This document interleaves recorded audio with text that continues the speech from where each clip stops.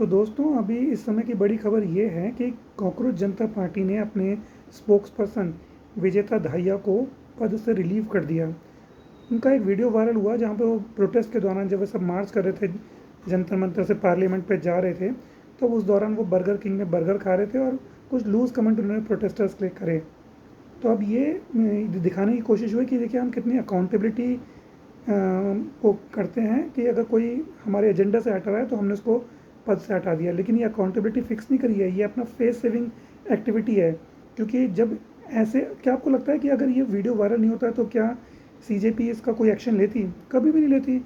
बात जब चूंकि पोल खुली, इसलिए अपने को बचाने का, अपना चेहरा बचाने के लिए कि हम एजेंडा से अलाइंड हैं, इसलिए उन्होंने ये एक्शन लिया। देखिए, अगर ये प्रोटेस्ट खाली स्टूडेंट्स की जो उनकी समस्या है उससे रिलेटेड होता तो हर हिंदुस्तानी को ये सपोर्ट करना चाहिए था और सपोर्ट करता भी। लेकिन यहाँ पर कुछ anti social, anti India elements अब इस प्रोटेस्ट में घुस गए हैं। इन्हें लगा कि बांग्लादेश, श्रीलंका, नेपाल, यहाँ पर सो कॉल्ड जेंजी ने एक टर्न अराउंड कर दिया, वहाँ पर प्रोटेस्ट करके सत्ता से बेदखल कर दिया करंट रिजाइम को, तो वैसे ही ये एक्सपेरिमेंट भारत में भी इम्प्लीमेंट करेंगे।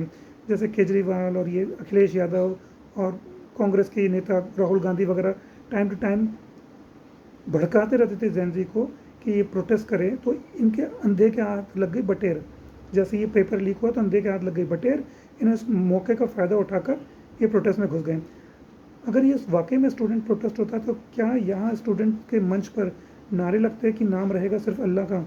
आप नारे लगाइए ना कि नाम रहेगा सिर्फ राम का, तब देखिए कैसा बवाल मचता है।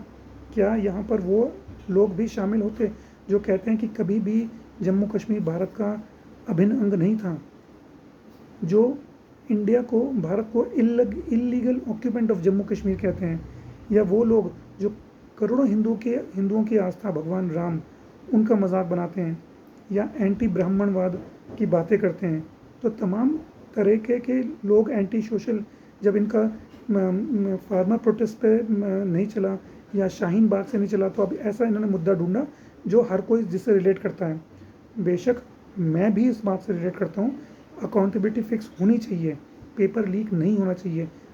बच्चों के साथ साथ उनके पेरेंट्स भी पूरे पूरे साल, पूरे समय तक मेहनत करते हैं, और पेपर लीक हो जाए और सब बच निकले साफ, तो वो नहीं होना चाहिए।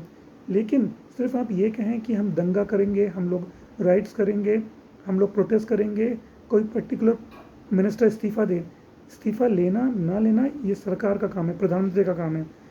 ऐसे अगर मैं भी जंतर मंतर बैठ जाऊं कि मैं भी आमरण अनशन कर रहा हूं जब तक मुझे राष्ट्रपति नहीं बना दिया जाता, तो क्या वो जायज़ है? वो पॉसिबल नहीं है। तो ये सिर्फ अब एंटी इंडिया प्रोटेस्ट बनता जा रहा है, जिस तरह से इंटरनेशनल लाइमलाइट में भी आ रहा है, और जिस तरह से दिल्ली पुलिस ऑफिसर्स पर पथराव करा है। इसका मतलब ये कदापि नहीं है कि अब ये सिर्फ और सिर्फ ये स्टूडेंट प्रोटेस्ट है। इसमें एंट्री हो गई है और मेरा सरकार से निवेदन है कि they should deal it with iron hand. कोई लीनियंसी नहीं होनी चाहिए, वरना आगे चलकर ये बैड प्रेसिडेंस देगा, एक गलत उदाहरण आगे की लोगों के लिए ये बनेगा। Thank you.